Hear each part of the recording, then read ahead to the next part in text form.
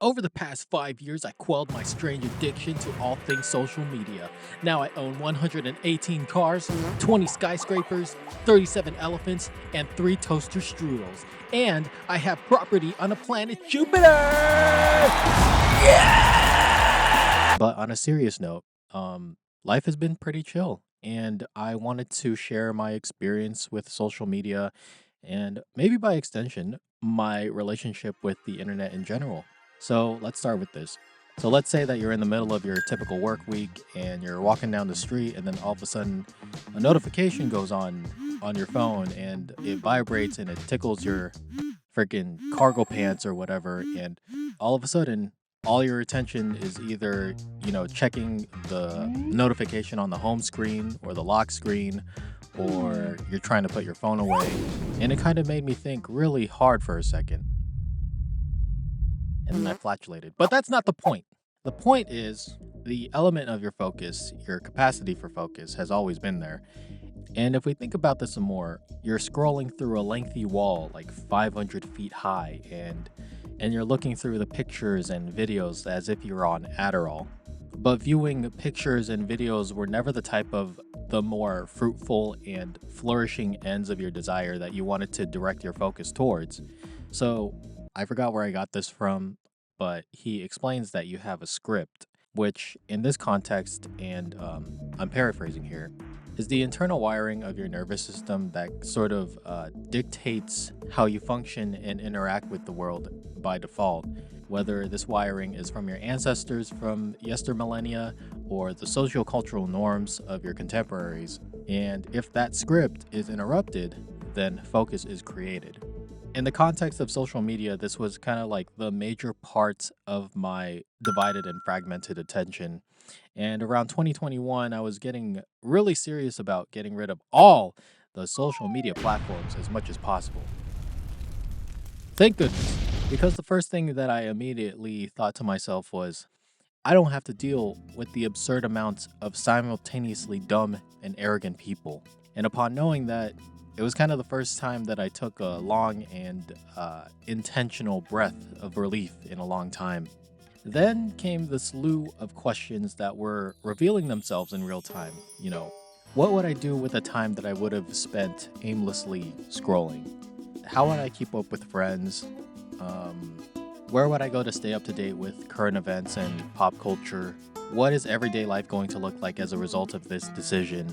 Will I remember to prioritize Haagen-Dazs over non-organic competitors? As it turns out,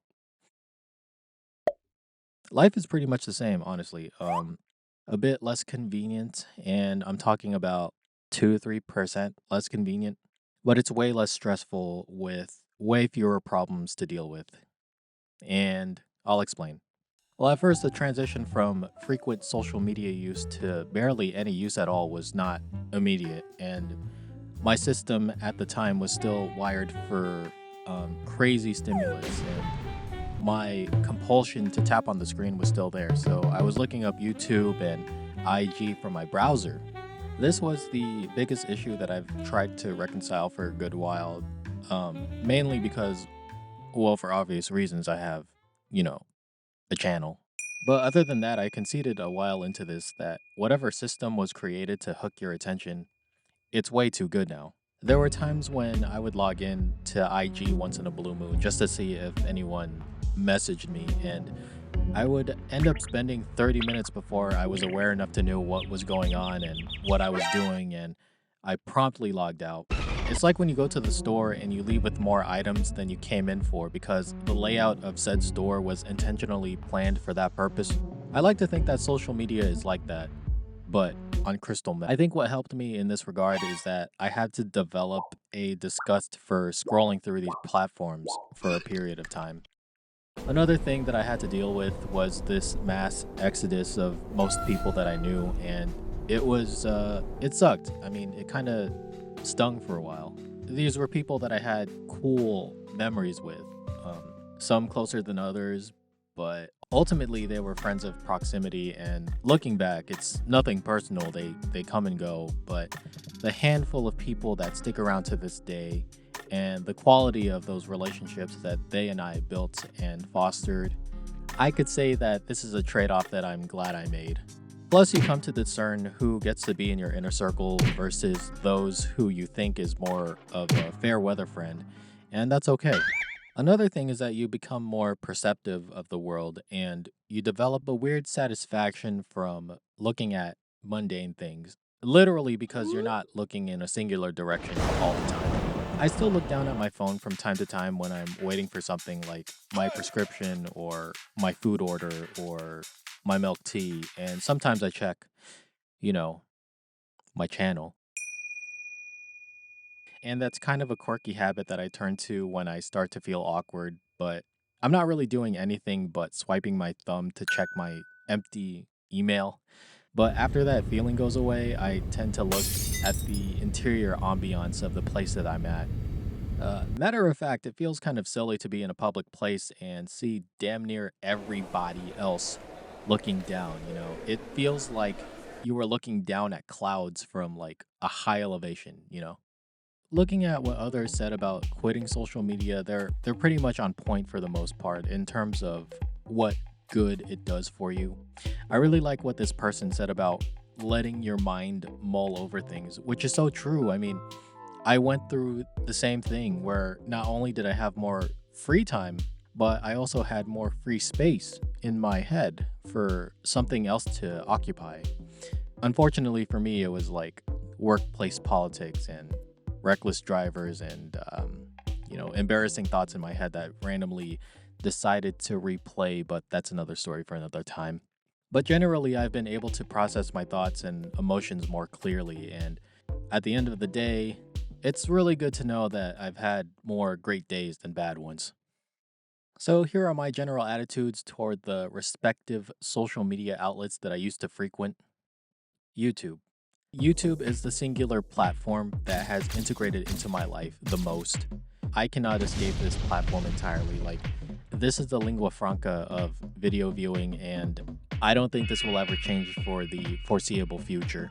I still go here a lot, and that's not really surprising considering, you know, the channel. But I like to say that I lighten my use through this extension that helps me block out the home page so that it looks like this. And I've been able to regulate my use more effectively knowing this. So, yeah, I mean, not really many issues there. Instagram. I only use this to keep up with old friends and maybe follow some profiles that correspond with my interests. And even then, I'll spend like 2, 3 minutes and then not touch it for like several days, weeks, months. Reddit. Puta! I can't stand this platform at all. And it's tough to say because some of you have found me through the Reddit platform and you're always welcome here. But I have not used the mystamystic account on Reddit for years. Even seeing positive interactions on that platform is like trying to pick out a delicious smash burger with grilled onions and extra cheese from an ocean of basura. The only good use for Reddit for me is like if I were to inquire to my AI chatbot about something that I want to know, and it just so happens to use Reddit as a source of information that I seek, so that AI can masterfully rummage through the bullshit and not my own two hands. Quora. All right. Every other social media platform I have not touched at all since like pre COVID.